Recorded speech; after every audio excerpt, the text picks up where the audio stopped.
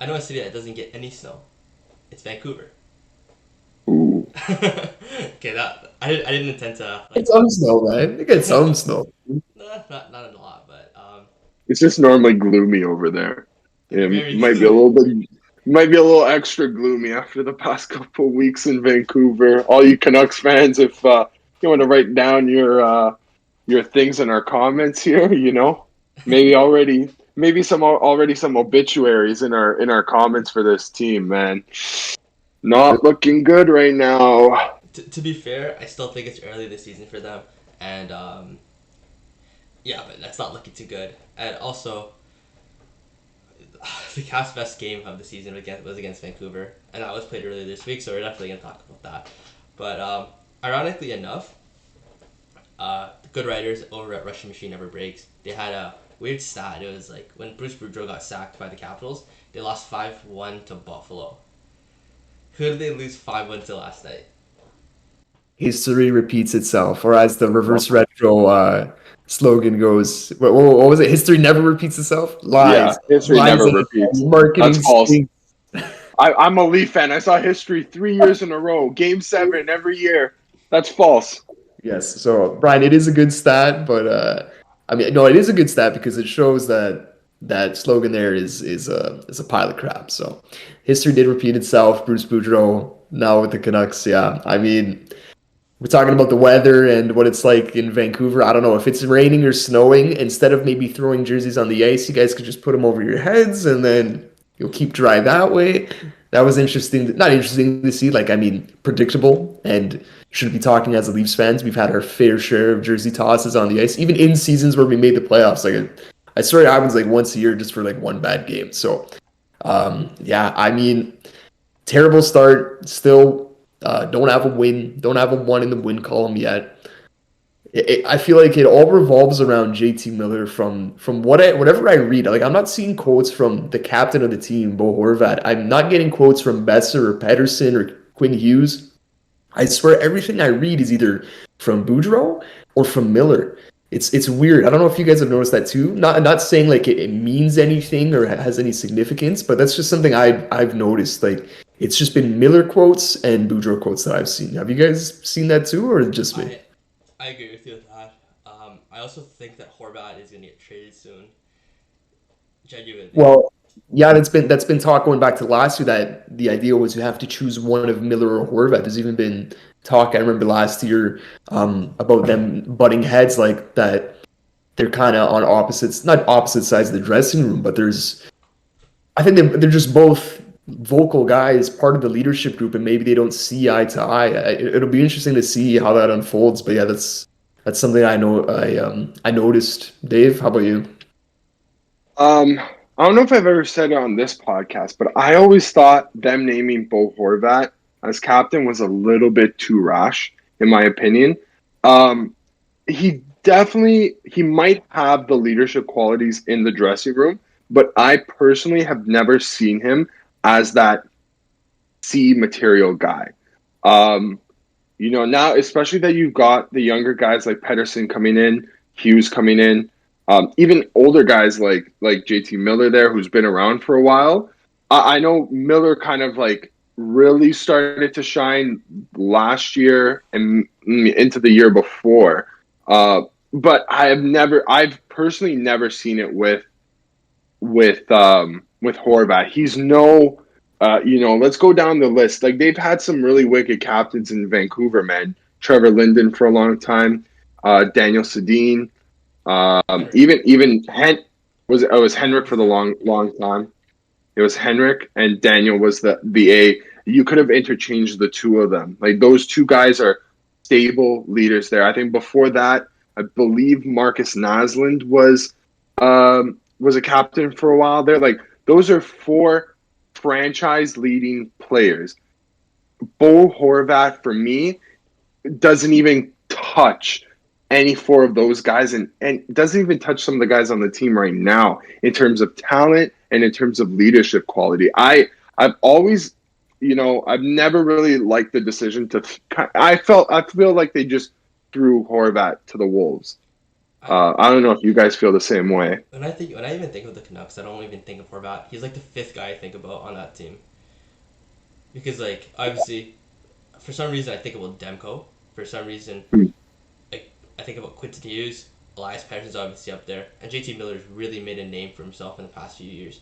The reason I think he's gonna get traded is simply because he just seems like he's just there. He doesn't seem like from a neutral perspective, he's not really an impact guy like one of the big guys like Pettersson at all times. You know, I mean, I'm not saying he's not great or a good player.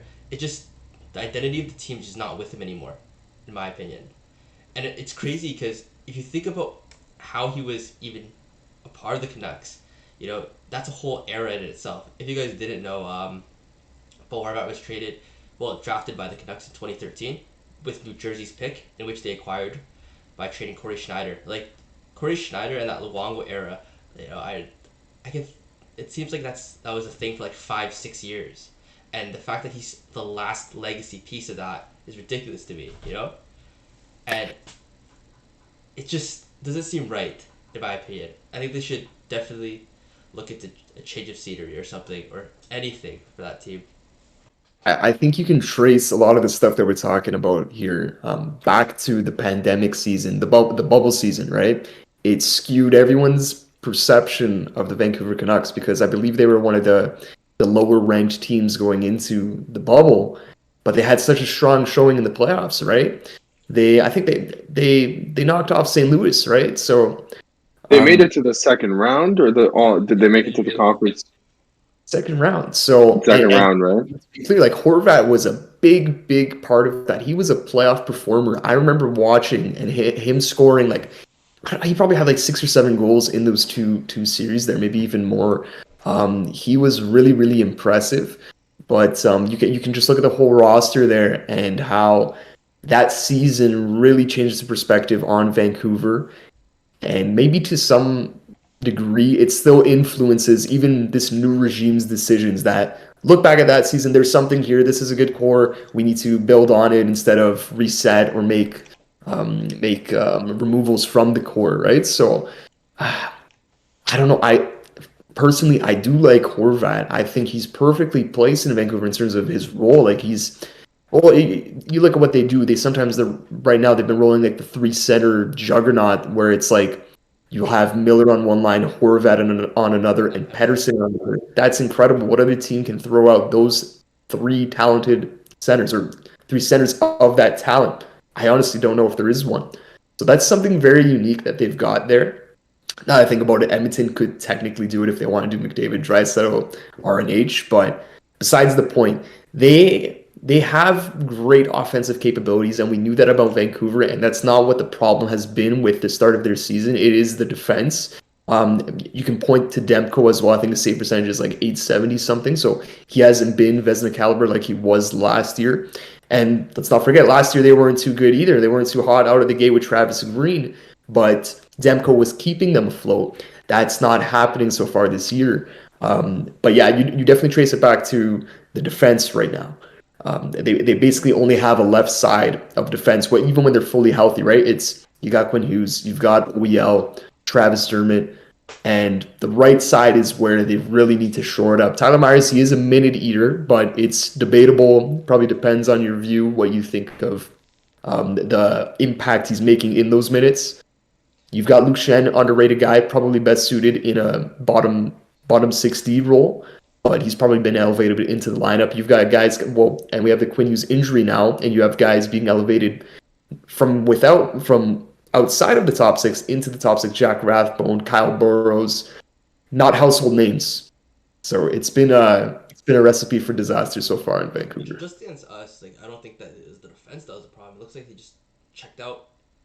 It is mental. You're right. Yeah. No, 100%. Like, how do you get a lead in 4 straight games, multi-goal lead in 4 straight games, and manage to choke it? That's like that, like a snap of a finger. It evaporates so quick. Genuinely, like as soon as I think the second period, like that was when that's when it turned around. Like they played much better than us, or third period or something like that. Whenever the period started where it turned around, they were playing much better than us up to that point. Then all of a sudden, snap, we're just dominating the whole game, and we just take over, and that's it. I don't know what to say. I don't think anyone in the Vancouver organization knows the answer. Not even Boudreau. I think Boudreau had a quote after last night where he's like, "I don't know what's going on. We played two periods of great hockey, and I don't know what happened," or like something to that effect. If you don't know the answer as the coach, you at least got to BS your way to saying, "I believe in these guys." We go into the room and we look at each other and say, "This is a team that can win." I haven't heard any of that. Those quote unquote hockey terms being thrown around, and like they've been brutally honest with their quotes. Perhaps too far. Perhaps they're too real, being too realistic about how they're playing. Maybe they just gotta lie to themselves and say, "Hey guys, we can get out of this hole." Maybe fake it till you make it, right? Well, they definitely have the talent, right? Yeah. Like we mentioned it before, they're on paper. They might honestly be one of and they definitely have to be in the top 10 for the most talent on the roster, top to bottom. But like you said before, Christian, look at that defense. Name me off their top 3 left-sided defensemen again. Yeah, we got Quinn Hughes, who's okay. no got any problems with Quinn Hughes. OEL, who people do. No, but the one point I was going to make, so if we're going to read them off again. Quinn Hughes, OEL, Travis Dermott. Mm-hmm. We know Travis Dermott for his time in Toronto. Mm-hmm. We've also seen OEL through a neutral lens playing in Arizona, which never had enough coverage, and we've seen enough of Quinn Hughes. None of those guys are able to play defense that great.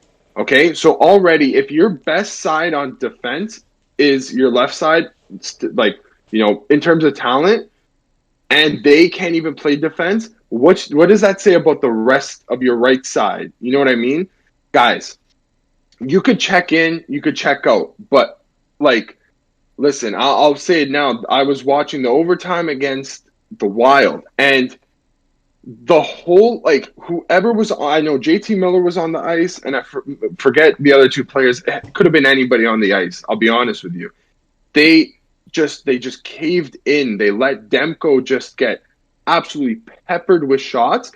I think Kaprizov, who scored the OT winner, had 3 chances before the goal went in, and they couldn't clear it. They couldn't even touch the puck. They didn't even look like they wanted to touch the puck. There's something completely just wrong and amiss, and maybe that goes to the captaincy.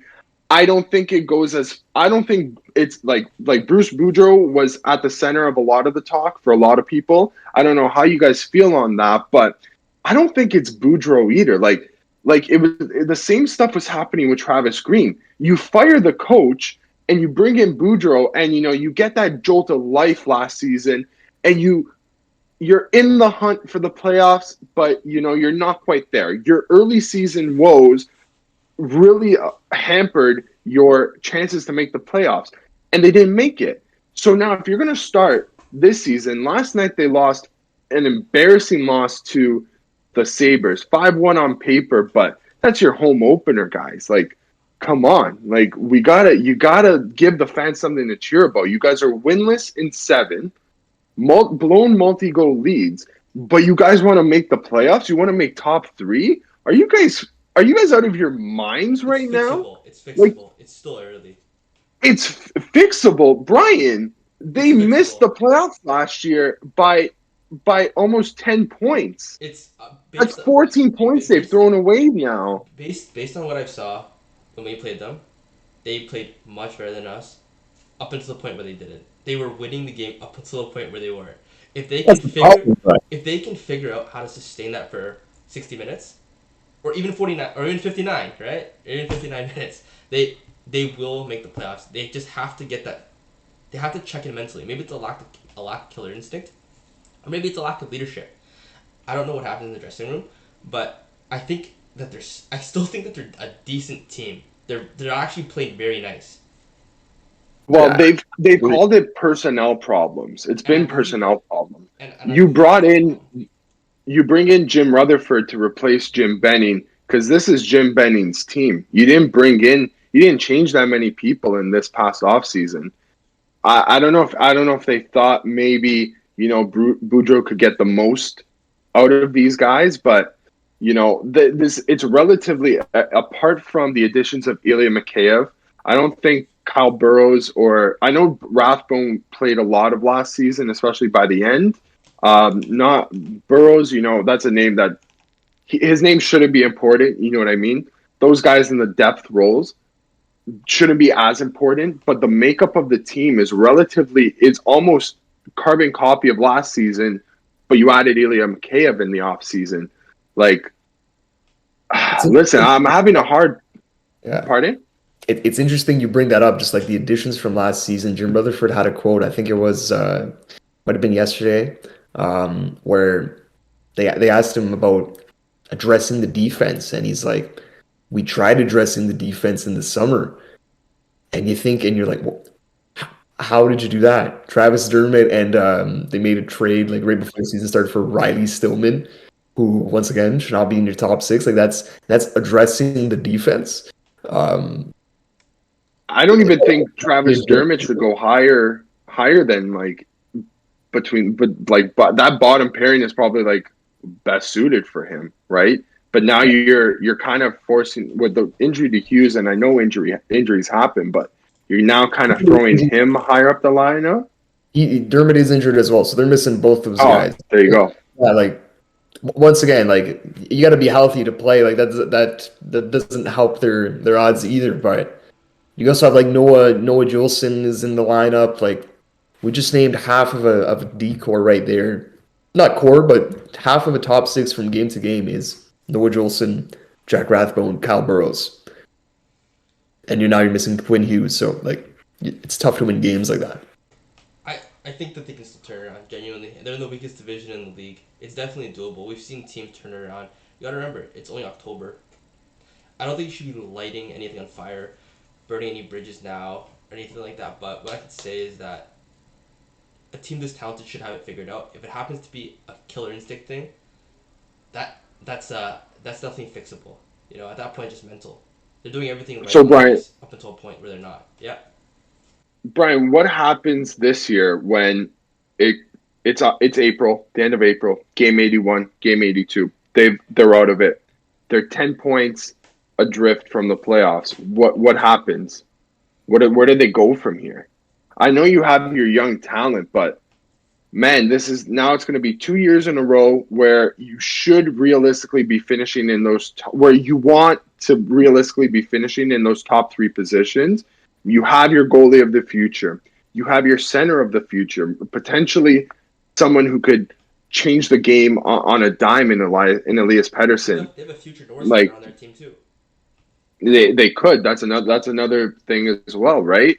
Where do they go from here? Do they keep going like this? Do you run back into the wall? Do you run this team out again? I don't know if they can. They're locked into the OEL contract. They're locked into an absolutely atrocious Tyler Myers contract. I know we mentioned him before, Christian. That's another guy that he can't play. In my money, that guy can't play offensively. He can't play defensively. That guy's just out on the ice on a free skate most of the time. Watch his minutes, and it's up for debate. What do you think he's doing in those minutes, right? So, listen, I just want everybody who's listening to this podcast, everybody on this podcast, to remember when Bryan said, and I respect your opinion, Bryan, like, don't take this the wrong way, but I'm still not fully convinced in the Vancouver Canucks. They have the pieces there. They definitely do. There's something there. Whether it's Bo Horvat's leadership, that's the problem. Whether maybe it's Bruce Boudreau's leadership, that's the problem. For all I know, I'm not there, right?